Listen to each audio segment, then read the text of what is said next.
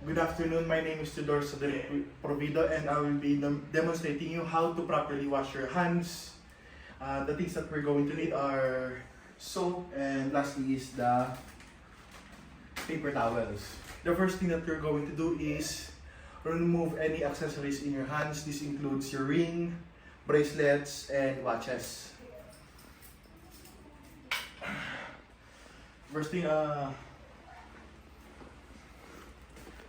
The first thing that we're going to do is open the faucet. Okay. First is you rinse your hands. The next thing that you're going to do is apply soap in your hand. Next is to rub your palms in a circular motion. Next is the back of your fingers and interlace them. The other side. Next is you lock your fingers together like this. Next thing that you're going to do is rub your fingernails in your palm, both sides. Next is to rub your wrist.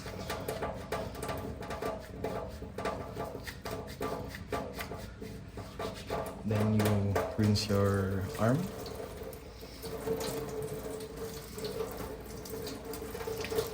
Get a fresh paper towel to pat your hands dry.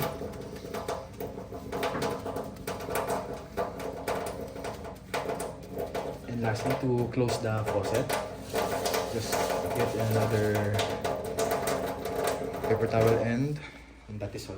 Thank you. Good afternoon, my name is Tudor Cedric Provido and I'll demonstrate how to bed bath a patient. The first thing that we're going to do is introduce ourselves to the patient.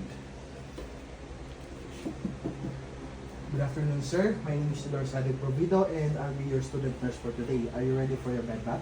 Yes. The first thing that we're going to do is rinse a cloth in water.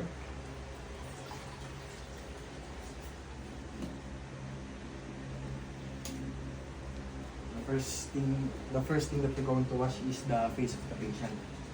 We're going to use a cloth without soap to avoid irritating the eyes of the patient. So,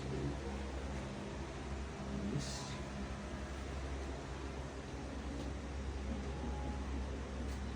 I'm using different size of the cloth.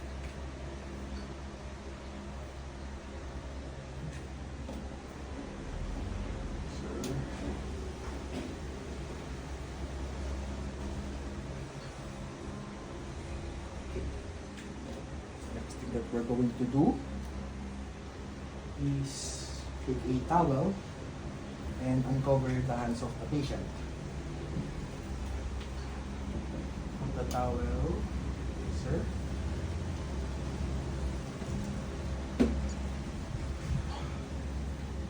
Put the towel under the patient's arms to avoid soaking the bed with water.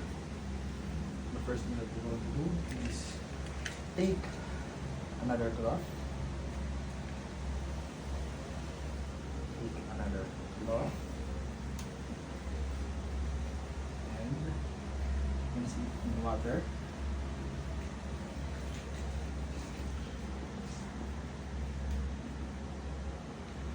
And apply soap.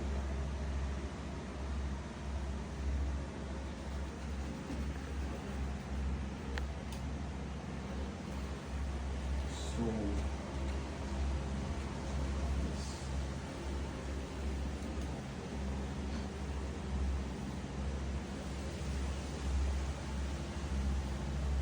the arms between the fingers.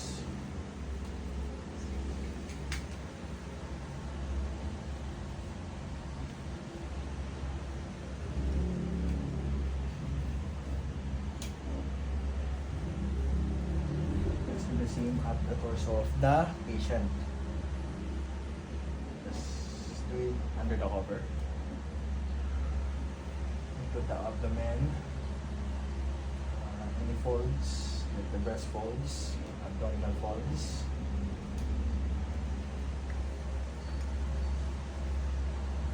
And after that, we're going to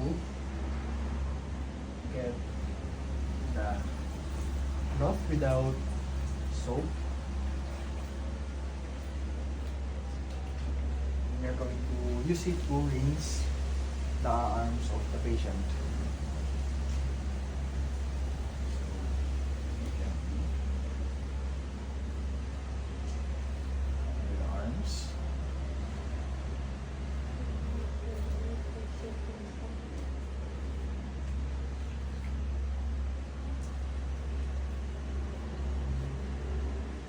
Between the crevices of the fingers, the palms,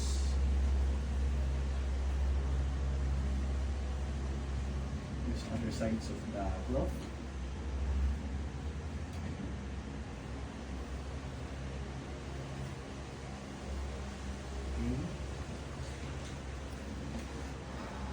Use the towel to rinse or pat dry the patient's arm.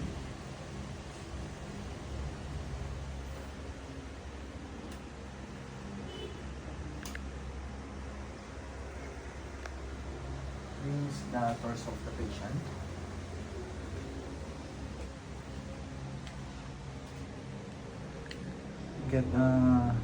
Rinse everything to avoid any irritation.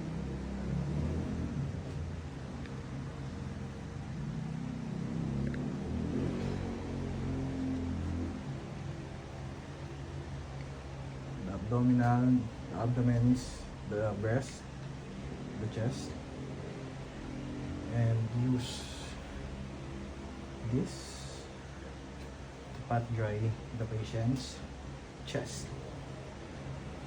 Okay. Dry the patient.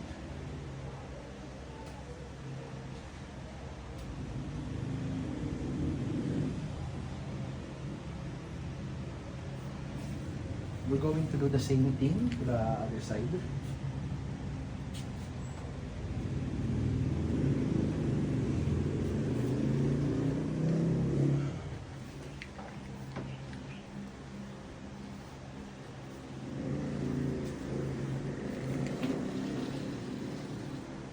Take the soap cloth.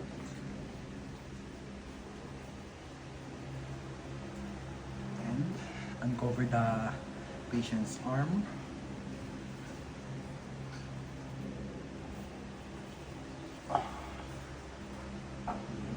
Put the towel below the patient's arm. Do the same thing like the other side. First, apply soap to the patient. Get all the crevices on the palms, between the fingers,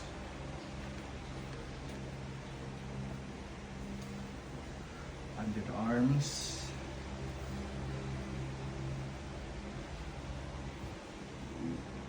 next thing is to rinse the arm.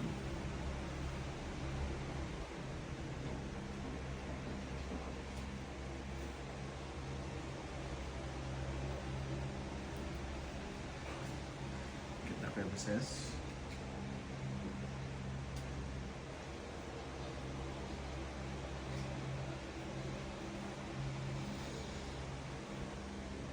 And pat dry the arm. Get the crevices to avoid moisture.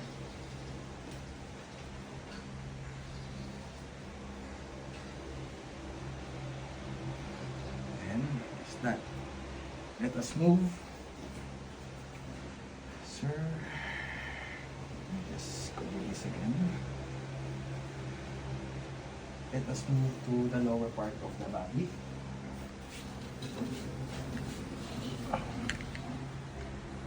Uncover the foot of the patient.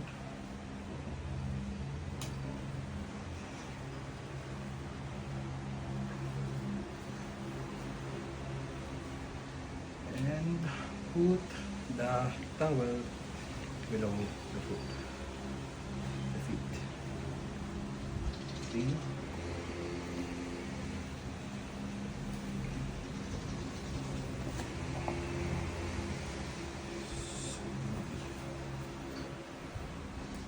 First thing that we're going to do is put the cloth with soap, put a little bit of soap, spread it.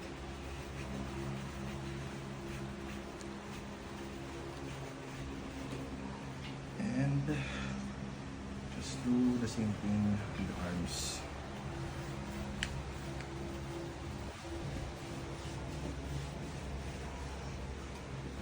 Feet.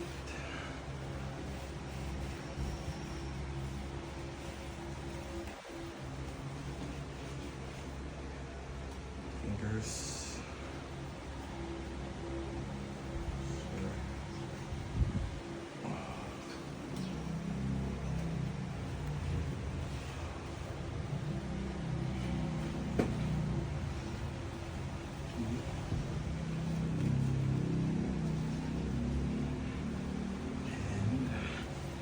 Use the cloth with only water, soak it here.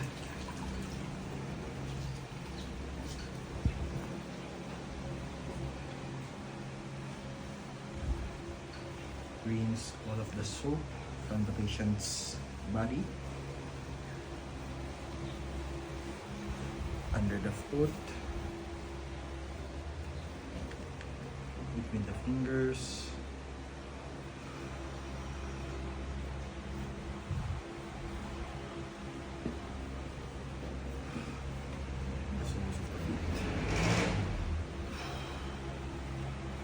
Okay. Next thing is to pat dry.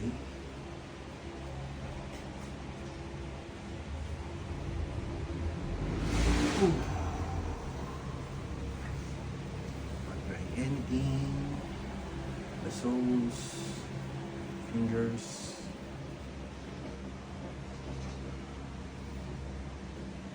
Check if the patient is comfortable. Sir, are you okay? Yes. Ready. Move the towel from the foot. Cover it again. Going to do the other side.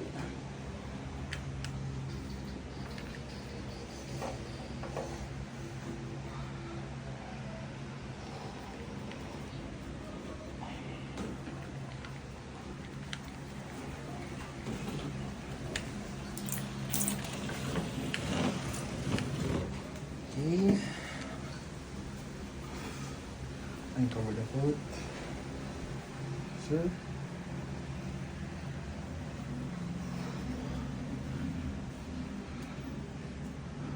Put the towel below the foot.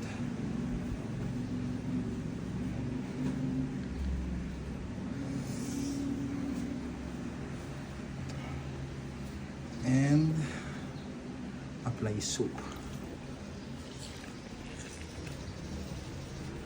With the soap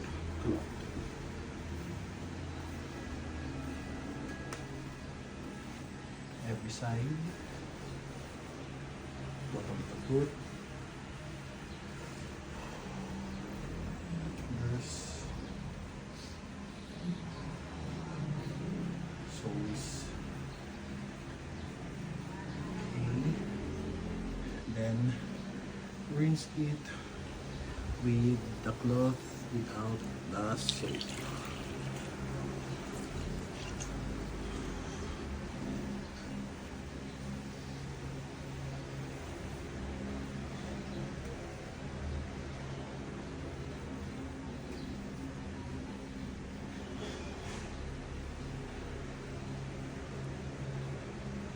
The fingers,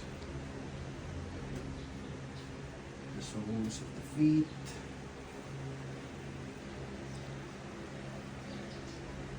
And let it dry.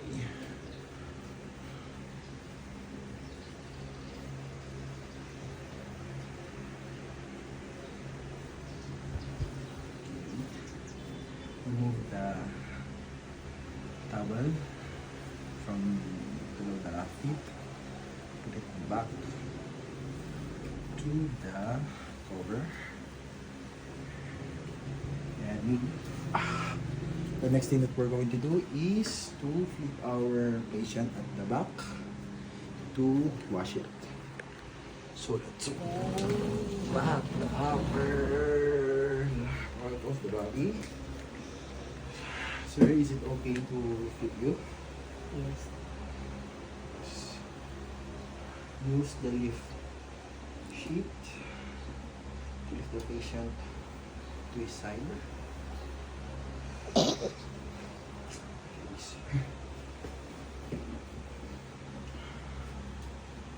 much as possible, cover the patient's lower body. Use a new cloth for the soap for the back.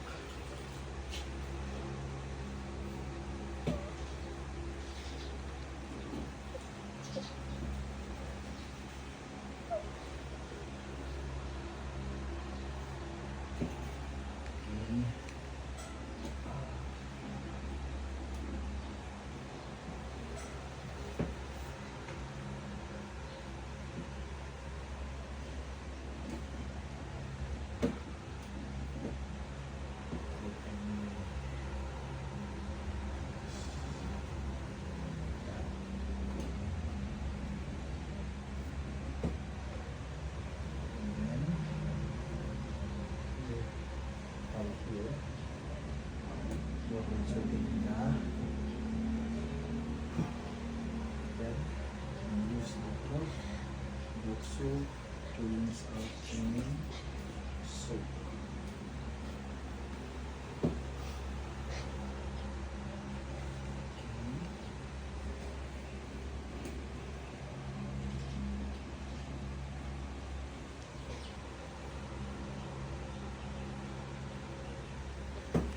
After that, pan dry the back of the patient.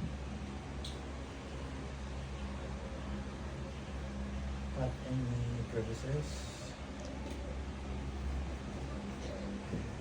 See? Put the patient on his back once again. And get a new gown for the patient to change his old, and that is all. That is how you bed bath a patient. Thank you.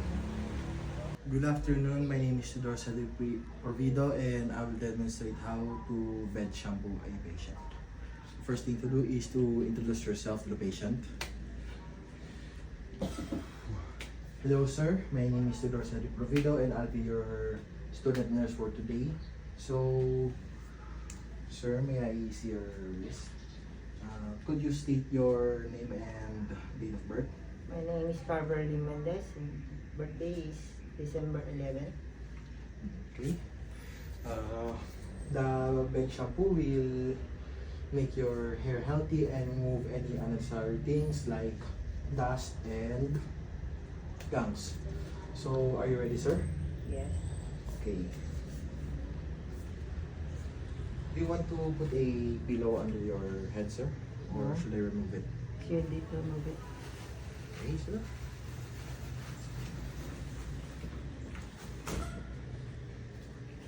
So, first thing to do is get a large basin and put it under the patient's head to get any water flowing down. Next is to remove the patient's eyeglasses and mask.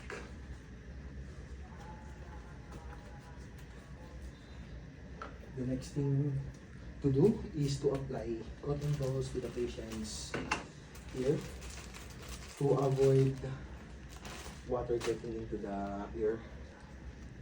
So, is it comfortable, sir? Yes. I'm comfortable. Okay.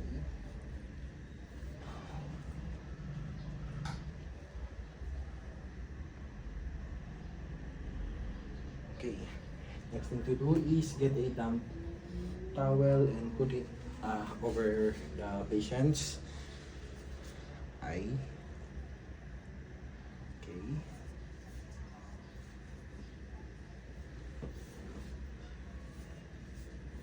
Next thing to do is get a warm water with a comfortable temperature.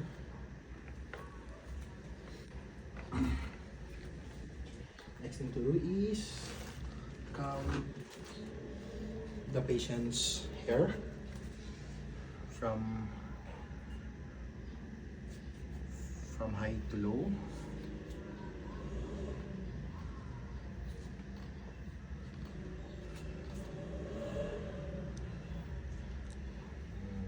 Okay, next thing to do is rinse it with water.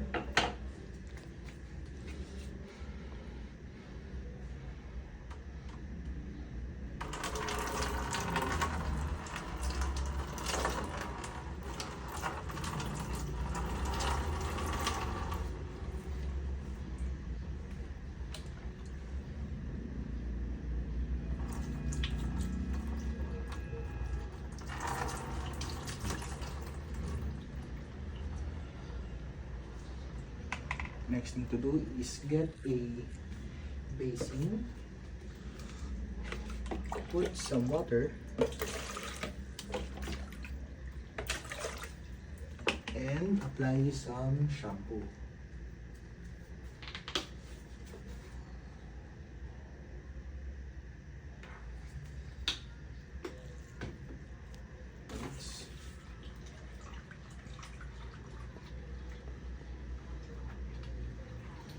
Now, slowly apply this to the patient's hair. Get every strand.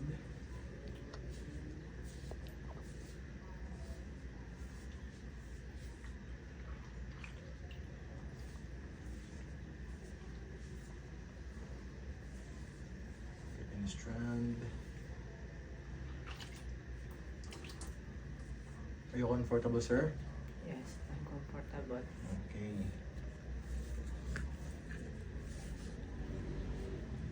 Get the back of the ear.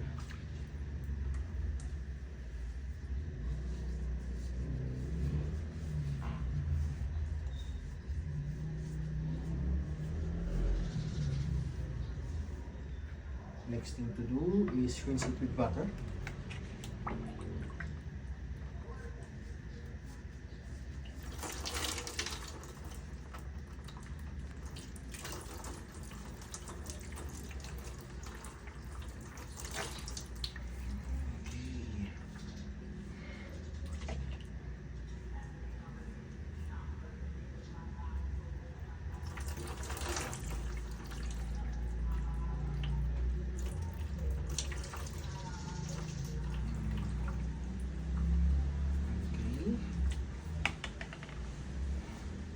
Next is to get a towel to dry the patient.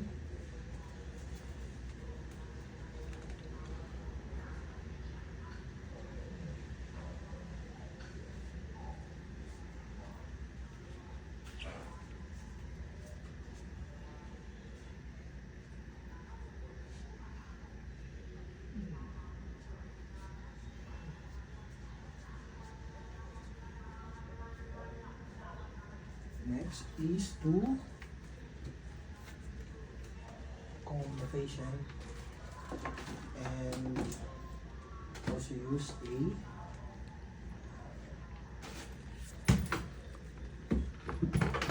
scissors and a dryer.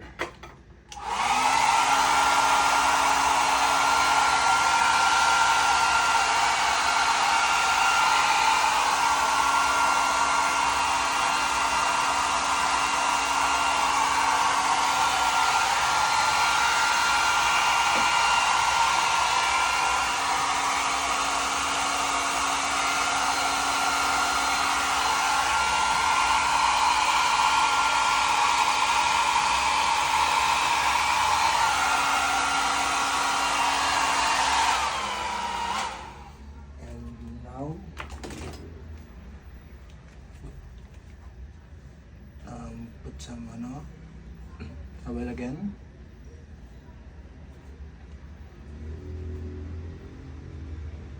And now, remove the patient's damp towel and cotton balls.